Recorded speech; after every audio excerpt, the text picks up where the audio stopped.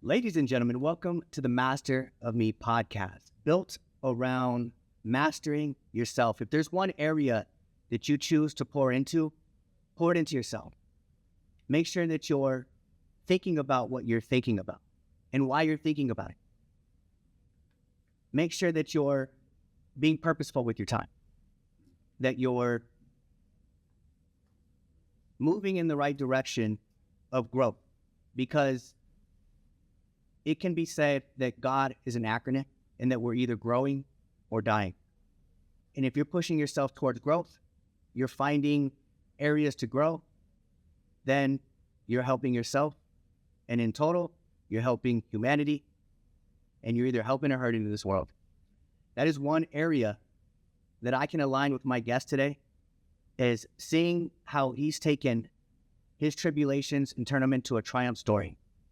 Now, Andres Ruiz has a lot of things going on in this community. I've heard his name. This is the first time I'm getting to know him. So we get to do this and have an authentic conversation of the unknown right now.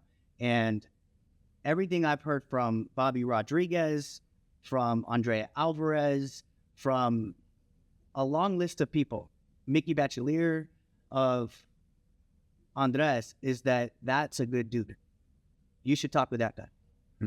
And that kind of impact that you leave on a person, I think it matters. I think that's what some way, shape, or form of legacy is built around, is that people don't remember what you said necessarily. They remember how you made them feel. Andres, tell them a little bit about who you are and what you do. Cool, man. Well, thanks for the intro, man. I appreciate it. Very kind of you, and very kind to hear other people what they think of me. So me first, I'm a father, 13-year-old, 11-year-old. I also have my wife, Anna, and pretty much, I'm just a regular dude. I just love to play basketball. I love to 3D print with my son. I like to play Legos. Actually, that's kind of in the past now, in our 3D printing more. But aside from that, I also do motivational speaking. I speak to colleges, high schools, real estate. I've done some healthcare work. I'm going to get into the caregiving space too, helping with burnout. So I don't know how I got into that, but doing that. And then also do mindset coaching for business owners, entrepreneurs who are just stuck. They are stuck around self-doubt, procrastination, help them be more confident, more productive. You're more productive, you make money. And then I also am an author. I've been blessed to have written now 25 books and 2 children's books, another one on the way. And I also help other people become authors. I've been blessed to have helped out now 95, going on 104 this year, people become authors as well. And then I also do a radio show. So that's good, like a little bit of what I do, who I am, and just helping people find their purpose. I think we all really have a purpose. I feel that at one point I did not have a purpose, and now that I found mine, I want to help others find theirs as well. That's exciting, man. And you said that kind of like easygoing. There's a lot in there of like how many people don't get to write a book in their lifetime, right? Or had the idea to write a book and didn't accomplish it. Just talking about towards the end of you also mentioned something that's interesting to me is getting into healthcare and like the later years of life. And I could imagine just sitting with somebody and listening to their story. And as far as I've known it so far, I've heard stories of regret, things they didn't get to do or what they would have done different. Absolutely. And for you to have accomplished so much already is, are you going to die with a bunch of regrets, or are you going to die with like, man, I got after it. Like I did as much as I could with the time that I had. There's 2 different feelings you can work for. Mm-hmm. Yeah, absolutely. That's exciting. Yeah. How is, so tell me, like, walk me through a staircase of your life. And you said, I heard you mention that you're from Nogales. Did you say Sonora? Yeah, no, era Sonora, Mexico. Okay. I was born there, and then I lived in Nogales, Rio Rico, and the memories I have is going to my grandma's house, and then, she's having her burritos there, my bean burritos, and she was just such a beautiful person, just a beautiful woman that, I was actually talking about her yesterday, who broke down crying in front of some of the kids because I told her about how special she was to me, because she was the type of person that was of service, that she would go and help out people who didn't have the help to, like, get food, or sometimes she would even help people with like bathing them, helping them with clothes. I mean, she was just the ultimate server. So that's one person that I really truly, I remember. My grandfather too, such a great man with a great attitude. And just growing up, I was a dreamer. I was a dreamer. I wanted to be a basketball player. I watched Michael Jordan. I would watch Rocky Balboa. And I remember sometimes I would just get in there and just start to imitate him. Just like, you'll make, and just, I would get into it, man. So wrestling, Hulkamania, brother. Like I thought I was going to be an actor. But when I was growing up, I loved all those things. But then, like, during those times, I did also have some struggles. And these are just kind of like the struggles that I talk about with kids, because I went through challenges when I was growing up around mental health. So when I was growing up, I was around that really kind of like machismo environment. Hey, you don't cry, you man up, you share your feelings and things like that. And then there was this one particular experience that I had in high school. I was with the girl for a few years, and then I thought she was going to be the love of my life. She was going to be my boo, we're going to get married, all this stuff. And then she broke up with me, and I was extremely devastated. I got really sad. I couldn't eat. I couldn't sleep. And one time I was crying, and my dad said, hey, don't cover son. That means, hey, don't be crying, big head, man up. And I said, okay, I'm not going to tell this vato what's going on with me, because, he's going to shame me or embarrass me. So I kind of suppressed those emotions. And then I was always like really worried about what people might think or say about me. And I want to share a quote with you that I think a lot of people live with up until now, like even if you're 30, 40, 50, or 60. It's this quote that says, I am what I think you think I am. So it's a perception of another person's perception. That's just an assumption, and most likely is a lie. But because we think that they're thinking that about us, we suffer. And that's what I was doing. I was suffering in silence, thinking that, oh my God, my aunts who are always gossiping, they're going to be talking about me, so I better not tell them what's going on with me. So unfortunately, I went through a lot of anxiety, a lot of depression, suicidal thoughts. I was losing my mind during that time. And that's one of the stories that I share a lot with the youth, because I saw that my pain could one day help somebody. I didn't know at that time that I was going to eventually help somebody, but I went through that time. That was a challenge for me as a teenager. So that's kind of like a little bit about myself when I was growing up, like in my teen years. That is well, thank you for sharing. That was it gave a lot of context on why you pour into your family, and why it is you're even moving into like the career down the road on where you're going to be helping out, like with the elderly. Like that's what your grandma did. She was always of service. Like it seems like you're out here pouring into the community, being of service. Like that is something that you value based off of how you saw it as a kid. And I think that's what's so important, is that our minds are developing from 0 to 9. They say you're 70% of who you're going to be as an adult. That's not a lot of time to mold the person that you're going to be. Yeah. And the percentages keep chipping away up until you're an adult. And so with that being said, the first things that you were exposed to, like even the wrestling, fun, the joy, like that side of it, like you really light up when you start talking about it. Like it hits home. And with that being said, I think it's important that what you're doing with your kids right now, like you're being present, you're pouring into them. I could imagine that you're possibly taking a different route from the machismo route to shape them in a new direction, right? I think it's important for us to take that responsibility, because seems like you've worked in areas to discover stuff about your childhood, or where you might have picked things up along the way. Because at some point in life, it's all your responsibility. There's no one coming to change the way that you think, or no one coming to save you. It is going to be you working on your perspective on how you're going to make this work for you. Absolutely. Because you can live with the idea that life happens to you, and you got to hide and not talk and be tough because of your uncles or your family members who are pouring this into you, which granted, they get it from someone. Like they got it from their parents or how they see it. And at the same time, like this work is so powerful because you get the opportunity to learn what you've learned, but then also teach it differently. So that way your DNA moving forward doesn't carry that baggage. Absolutely. They're not continuing to point that finger. They're not continuing to be afraid to use their voice. Yeah. They're now completely different human beings because the person that they love and they look up to is teaching them life. And you are willing to do the work on yourself to become a better version of yourself. So Every day. And this isn't easy work. This is so it's not. This is tough work because these thoughts, you hit such a good point, and you said that I may chop this up, but I'm what you think I am. Yeah.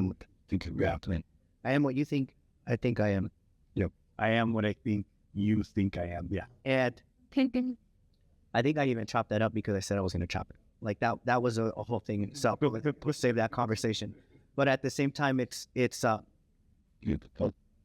happened in the moment you were talking. I was thinking about like how many times I stumble over words. Like when I started, like I practiced this presentation so much and my ears still get warm. I got these voices that come up and remind me that, hey bro, you're not good enough to do what you're doing. Who do you think you are? Trying to put on a podcast class, like trying to impact humanity in a positive way. Like that's not for you, bro. Like watch, listen, and then I stumble on the words, and then I'm either building evidence to prove that story right, or I'm holding on to it and I keep pushing past it to build positive evidence of the person that I'm becoming, the person that's waiting for me on the other side. And there's times where I keep a picture of myself in my wallet. It's over there, and it's me. You'll see it in a second. And it's me at like 3-4 years old with a smile on my face. And I have to remember that boy needs no one. Yes. As I was a meaning-making machine at that time, learning life. Yeah. Like it is what it is. I saw what I saw, but now it's up to me to change the meaning and make something positive about it. Yeah. Use those life lessons as a gift. Like what a gift that I got to see life the way that I did. What, like the domestic violence, the poverty, I'm going to say not enough, but it's like not having safety around me and feeling scared.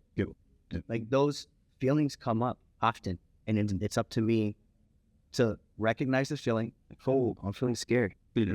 I feel that boy come out, and I have to remind them that it's okay. You're safe. Yes. Absolutely. That, and for me, it's positive affirmations. I'll switch in the moment. That's like a fast trick for me. I'll work into positive affirmations that I'm enough. I'm perfect as I am and as I am becoming. I want to be of service. I'm justly rewarded for the service that I render to mankind. Like I'll run through these positive affirmations. It starts changing the physical feeling that I'm having, the redness, the loss of thought. Like it just happened right now, in the moment. Yeah. And I'm doing the work in the moment. That's why I say it's not easy work. Like there's no way to become a polished version of myself. And I don't have to be. Like I'm perfect as I am and as I am becoming. Like I just said that. And living it through, and then even rolling off that next sentence, feeling good about it, like was positive. Very good. Was moving in a positive direction from that. So like, I think it's crazy that the mind has so much influence on how, like, and we just tend to like kind of fog it or get distracted, but like every single thought that comes through your brain is either a distraction or it's serving you towards your vision. But like, how do you take it and use it for what you're trying to accomplish and get it done? What's worked for you in your work in finding transformation to get something done? I think it's just been really kind to myself, like you mentioned, and really learning how to appreciate myself and love myself. And man, for a man to say that was something that if I would have heard a man say, hey, he loves himself, kind of weird. That's kind of like, like, especially as a Mexican, you're like, it's still out to like, but what I learned was to just be kinder to myself, being good to myself and having that self-compassion for myself and saying it's okay if you didn't do this or didn't finish this, or, or if I'm behind. When we say I'm behind, in your head, you're already thinking that you're behind, and you're absolutely right because you think you're behind. And really just being present, being in the moment, and just seeing what I have to get done in that moment. What do I have to do in this moment? What do I have when it comes to like the capacity of what I need to work on, what I need to do, and just doing those types of things. But then also having like simple tools that I learned from people, and I didn't reinvent the wheel. I just learned from people and I applied it, and it's helped me out a lot. The other day I was teaching about time management, and it was just a very simple process where something as simple as, I don't know if anybody's ever heard of the 4 quadrants. The 4 quadrants, you write down what's urgent, that needs to get done now, what's important, not urgent, what needs to get scheduled, what you put on the calendars, and what you need to delegate, and then what you need to eliminate. And I was actually talking to a client right now before I got here, and I said, what do you need to eliminate? Because it seems like you're like drowning in so many things that you need to do. And she said, I need to eliminate the 2 to 6 p.m. appointments, actually not appointments, networking events that I'm going to go to today, and start following up and just say, no, I'm not going to this, and stop being like that people pleasing. I have to go to this thing because I already told them. I have to people please. I help out so many clients with people pleasing. Going back to the I am what I think you think I am. I have a woman who, she says, I just don't want people to think I'm not capable of doing this. And then with women, that's a big one too, because they, a lot of them describe themselves as superwoman, which you are superwoman, but you're going to burn out if you're trying to do everything and please everybody. And then be resentful, angry. Oh man, I do everything for everybody. No, nobody does anything for me. And then somebody asks you, hey, can I help you with that? No, I got this. They're trying to help you. And you got so used to not asking for help.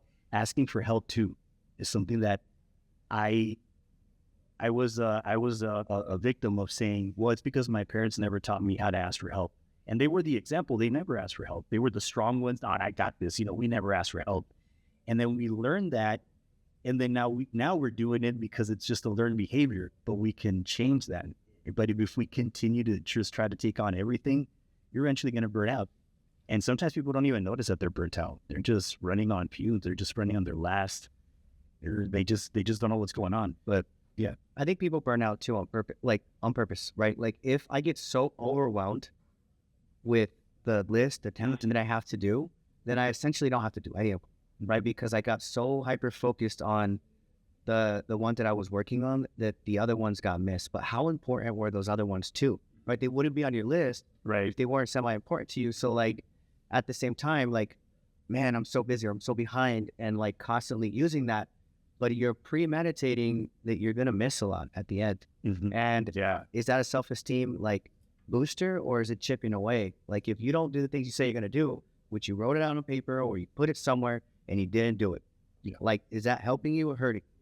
And that's one of those concepts of like, just soak it in that you said you were going to do something, you didn't do it. Mm-hmm. Yeah. From that aspect of it. So then why using a time management tool is even important is because now you can say no to things. Mm-hmm. Yep. And, or I would say, find out what's really important to you. Like, is that aligned with your vision? And this is why I do the faith, family, fitness, finance, future, fun. So if it's not in my 6 areas there, then I'm a hard no, because these areas are so important to me. Like my family's in there. My finances to take care of my family are in there. My faith is in there. Like the future, and future right now for me is the service and work that I'm doing with podcasts, the service and work that I'm doing with wrestling and giving back to the community. Like those pieces of the puzzle are so big to me that if it doesn't fall on that line and it's, hey, let's go to Vegas for the week, like that's a hard no. Yeah. It doesn't go in there. So then I don't have to feel the guilt, the weight of that. Like I'm focused on what I'm trying to accomplish, and it means something to me. It's significant. Yeah. But 6 sounds like a lot, but at the same time, it's 6 areas that can be significant too. And but simple, one goal in every area, and make that significant. Yeah. So it's simple and significant. Absolutely. With that, do you do any goal setting for yourself? Like I know that humans are goal setting species. Like we're not out there just how many bones, dogs are not out there. How many bones are we going to bury today? Like it doesn't work like that. It's for us something that we talked about that with golf earlier. Like you're trying to get better, Yeah. you're trying to beat a score. Like how do you do your goal setting? Yeah. So the way that I do it is I like to, let's say, I like to look at the whole year, but I also like to look at it in 90 days. So like working on like 90-day goals, and it just helps me with not feeling like, oh man, like I still have a whole year, kind of making up excuses type of thing.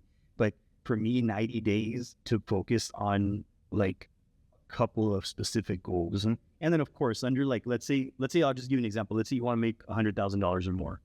And then there's going to be a few activities that you're going to have to be doing. And right now I'm running a mastermind in Spanish around this, where like goal setting, and we're focused on just 5 areas: connect, follow up, ask for referrals, have sales calls, close sales. That's it. That's just 5. Those are the 5 things that if you're not working on those 5 things, then this is why you're not making money. And then, well, sometimes people come up with excuses, and that's okay, but I try to help them stay accountable to make sure that they're doing those 5 things. And we've been keeping track of it in a spreadsheet, and then now they're looking at their numbers. And then just yesterday, one of them sent me a message. Yeah, I just closed a sale. Yeah, I know. Yeah, because you made a connection. You weren't, going for that coffee date with all these friends. That it's great, but you know that those 2 to 3 hours and then 30 minutes of commute each way, that's 4 hours. You could have been doing the connecting, those types of things. This is why I added fun to my portion of like my quadrants of those, because I think people do need connection. Oh yeah, but if you structure it, you can make even the goals that you're working on fun. Yeah, absolutely. I agree. I agree 100%. And with that, and then this one, it was like they're having too much fun. Like it's 100%. You know what I mean? Yeah, absolutely. Yes, have fun. I have my fun. I take my time where I do enjoy my day. Like once 3-4 o'clock hits, it's my family time. Like I'm gonna hang out with my family and go shoot hoops. Which is a double dip, right? Because if you set a goal to spend intentional time with your family, let's just say on 45 minutes a day of an intentional time, put your phone in the garage, like be locked in with them.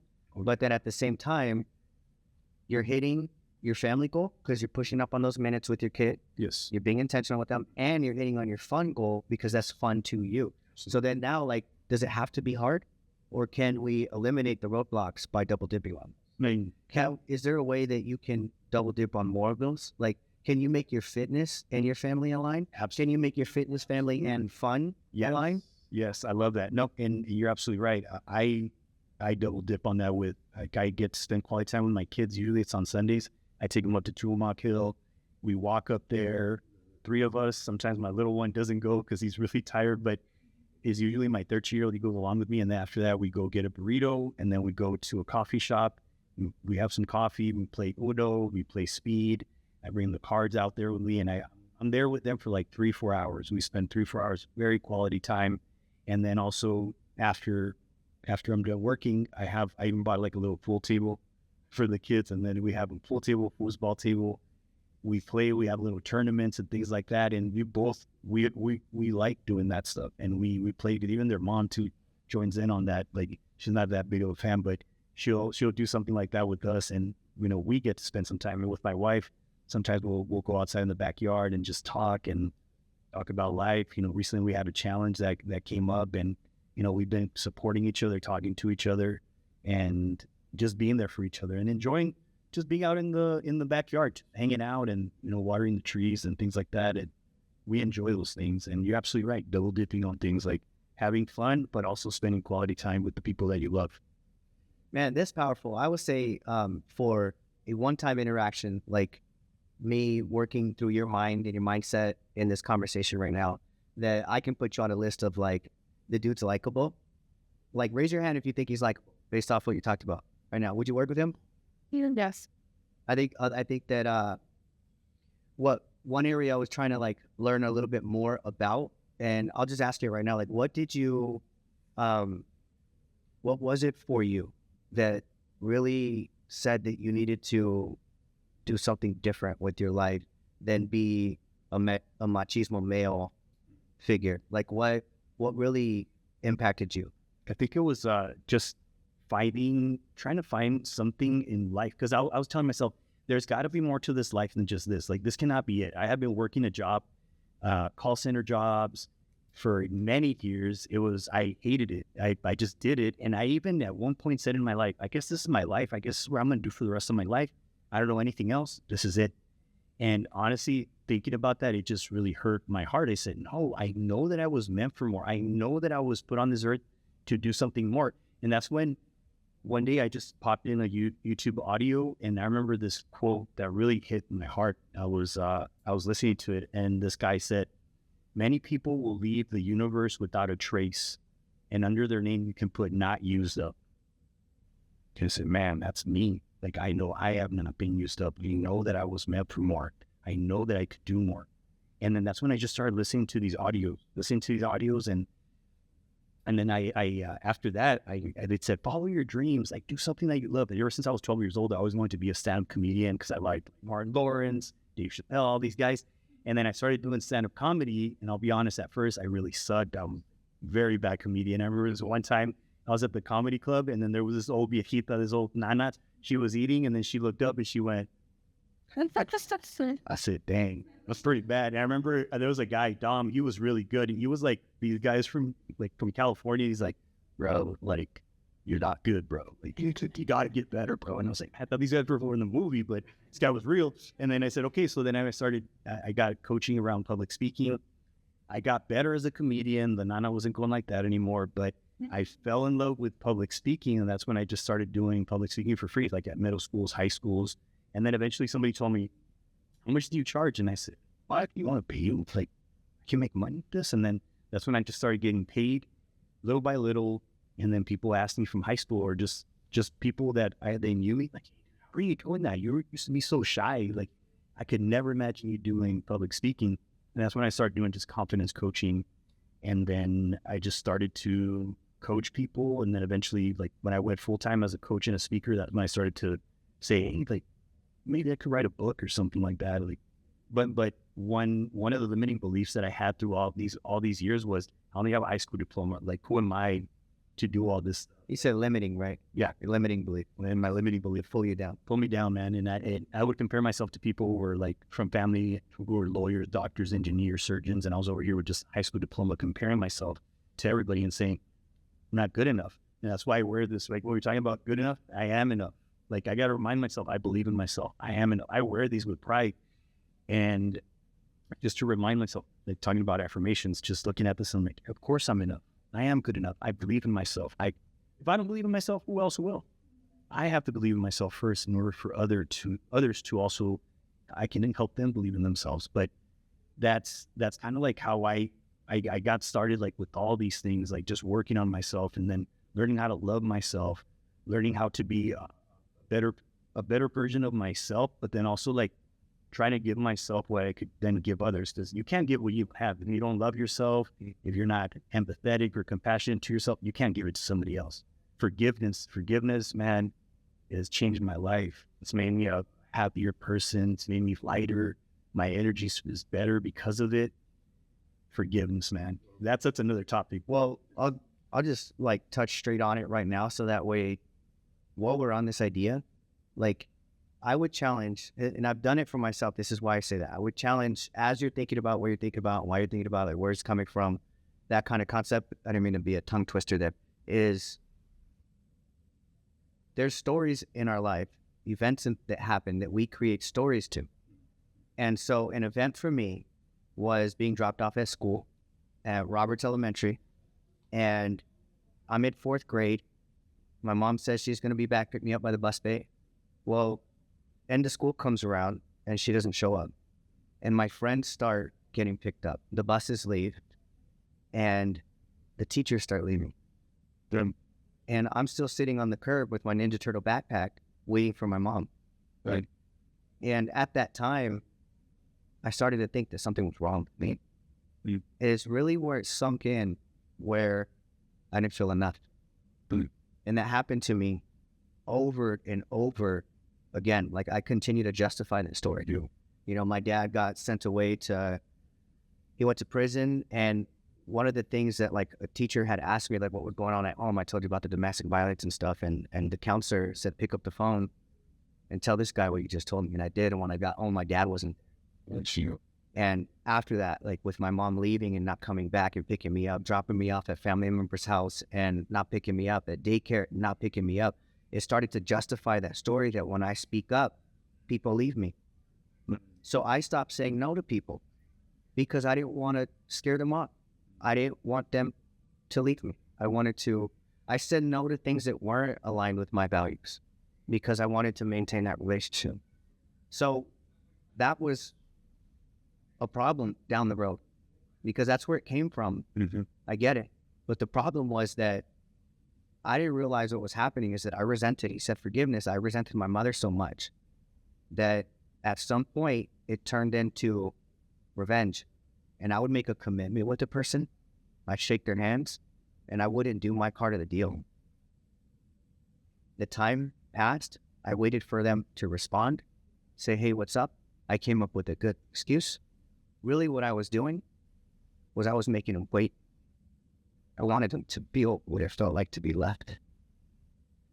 And that, for me, was where I realized that the stories from the childhood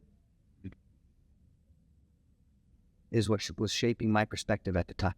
Because that's the way that I was viewing the world. And it wasn't until I sat down with my mother, expressed that, did forgiveness. I sat down with my father. I expressed his side of it with the domestic violence. I learned where it came from with him. I did forgiveness. 2 weeks later, he died. Wow. Had I not cleared my chest with those things, then who knows?